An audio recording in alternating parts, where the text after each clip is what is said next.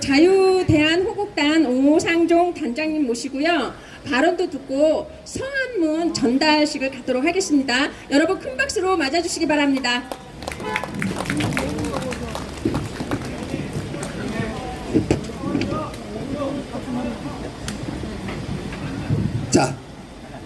자 누님, 자 이쁜 누님 안으로 들어오세요. 그 밖에 서 있지 말고.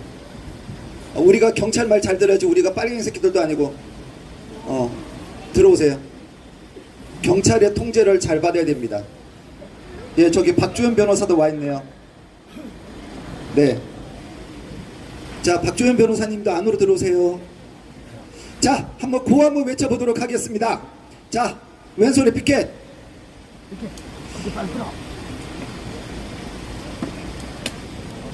자, 외쳐보도록 하겠습니다. 투개표는 대만처럼, 투개표는 대만처럼, 투개표는 대만처럼.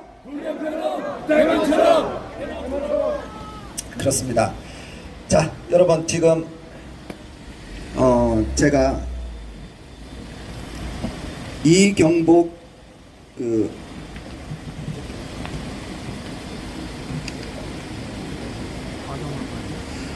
이경복 국제구국연대 대변인 그분이 너무나 글을 구구절절하게 잘 쓰셔가지고 거기와 살짝 제가 변형을 시켜서 오늘 한동훈 비상대책위원장님에게 저희가 전달하는 서한문을 저희가 작성을 했습니다.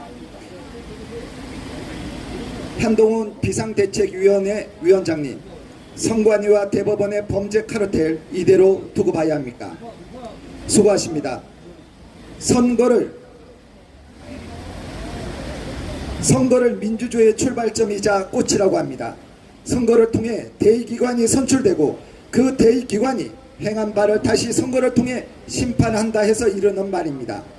물론 이때의 선거란 무엇보다 주권자의 국민의 민의를 제대로 반영하는 신뢰성이 보장되는 선거일 경우에 해당이 됩니다.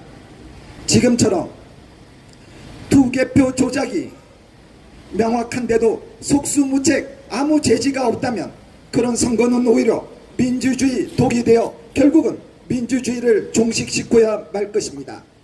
더 이상 국민이 주인인 시스템이 아니기 때문입니다. 선관위는 독자 기구가 아닙니다. 선거 조작, 특히 그 중에서도 투개표 조작이 단순한 의혹이 아니라 체계적으로 기획 자행된 사실이라는 것을 선관위는 국민들에게 어떻게 설명할 것입니까? 너무도 뻔한, 그야말로 불보듯 뻔한 물증이 절비합니다. 실로 어처구니가 없는 점은 이런 명백한 불법 조작이 무슨 마적대나 마피아가 하는 것이 아니라 유권자인 국민으로부터 선거 실무를 위임받은 선거관리위원회가 하고 있다는 것입니다. 원래 선거 실무는 굳이 관리가 필요하지 않을 만큼 효율성이나 신속성 또는 편의성이 요구되는 일이 아닙니다. 그러므로 소위 인쇄날인 투표지에 투표를 하게 하고 전자기기로 개표를 해서 소정의 성과를 내야 하는 그런 일이 아닌 것입니다. 정작 필요한 것은 신뢰를 담보할 무결성이며 따라서 누구나 납득할 수 있는 상식적인 방식으로 투표를 할 수 있도록 유권자를 안내하고 참관인이 보는 앞 현장에서 투명하게 그 결과를 공개하면 그만인 단순한 작업인 것입니다.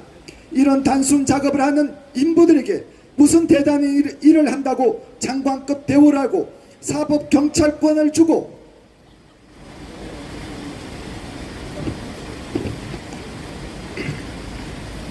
심지어 감사 거분까지 준 것인지 도무지 이해가 가지 않습니다. 그래서 그런지 이들이 선거 조작이라는 불법 행위를 하면서도 아무 거리낌이 없고 특히 그 행위의 무식무도함에 대해서 부끄럼도 모르는 것 같습니다. 예컨대 하위 규칙으로 상위의 법을 무색화하려다가 소위 인쇄날인이라는 희대의 사자성어를 만들어낸 일이 한 예입니다.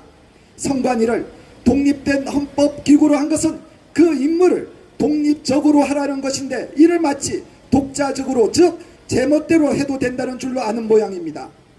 더욱 어처구니가 없는 일은 이런 성관위의 불법 행위에 대하여 엄히 꾸짖고 교도해야 할 대법원이 대래 이들을 비호하고 있다는 점입니다.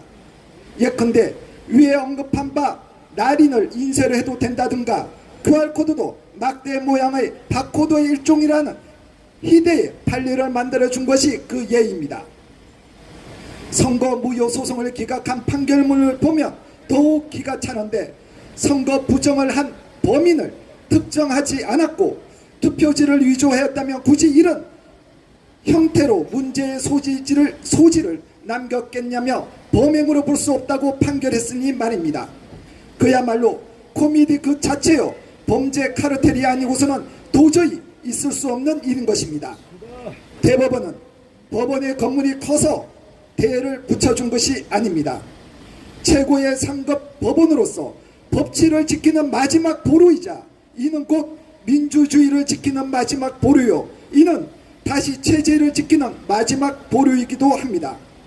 설사 선관위가 투개표 조작을 통해 민주주의의 종지부를 찍고자 해도 대법원이 흔들림 없이 본연의 임무를 다하면 이를 제지할 수가 있습니다.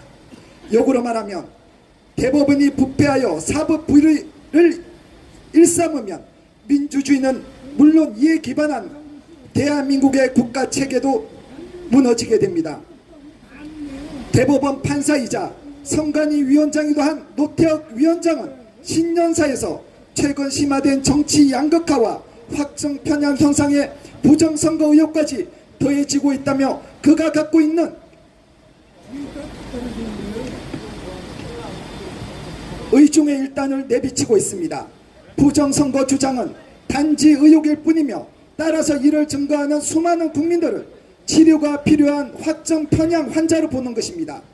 범죄 카르텔로서 아직도 일말의 뉘우침이 없는 이런 자가 지휘하는 총선이 이제 2달도 남지 않았습니다. 구분이 경각에 달한 것입니다.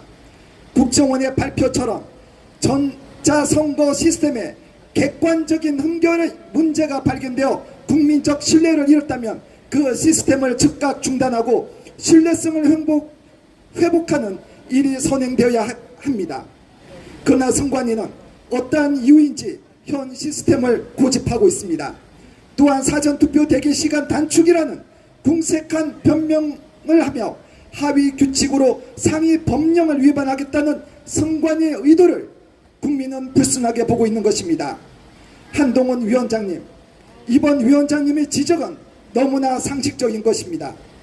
그 상식적인 지적을 선관위는 받아들이지 않을 것입니다. 그러나 물러섬 없이 이번 총선이 국민의 신뢰를 바탕으로 공정하게 치러질 수 있도록 끝까지 힘내주시길 부탁드립니다. 감사합니다. 2024년 2월 24일 이경복 국제구국영대 대변인 대한민국 ROTC 애국 동지회 등 대한민국 일동입니다. 감사합니다. 자, 여러분, 한동훈 비상대책위원장이 지금 쏘아 올린 이 선관위 문제를 저희들은 진심으로 마지막 남은 기회라고 생각하고 이번 선관위 문제가 매듭될 때까지 최선을 다해야 된다고 생각합니다. 앞서 말씀드린 바와 같이 이번 주 금요일은 거기가 그 국정원이 교통편이 너무 안 좋습니다. 그래서 저희가 지금 그 참여하시겠다고 명단을 보내주신 분들에 한해서만 저희가 가도록 하고, 이번 주 토요일 갑자기 장소가 변경되는 좀 우여곡절이 생겼지만 이번 주 토요일 많은 분들이 참여를 해주셔서 한동훈 비대위원장이 철회를 하고 싶어도 철회를 할 수 없도록 저희가 대못을 한번 박아보도록 하고, 24일 다가오는 24일에도 그때까지 아마 이 문제가 매듭이 되지 않을 것 같습니다. 그때도 저희들이 하도록 하겠습니다. 또 다음 주 주중에 아마 수목 정도가 될 것 같은데, 선관위에 대해서 수사를 하지 않고 있는 것은 비단 대검찰청뿐 아니라 상당수가 지금 경찰청으로 가 있습니다. 그래서 서대문에 있는 경찰 본청에서 도대체 왜 성관에 대한 수사가 이루어지지 않고 있는지를 한번 또 따져 묻도록 하겠습니다. 여러분, 빡빡한 일정이지만 많은 분들이 관심을 기울여 주시고 이제 이게 3월 중순이 들어서서 이게 확정이 되면 저희들이 이런 집회를 하는 것도 의미가 없게 됩니다. 그래서 그때까지 좀 힘드시더라도 함께 목소리 높여서 행동해 주시길 부탁드립니다. 감사합니다.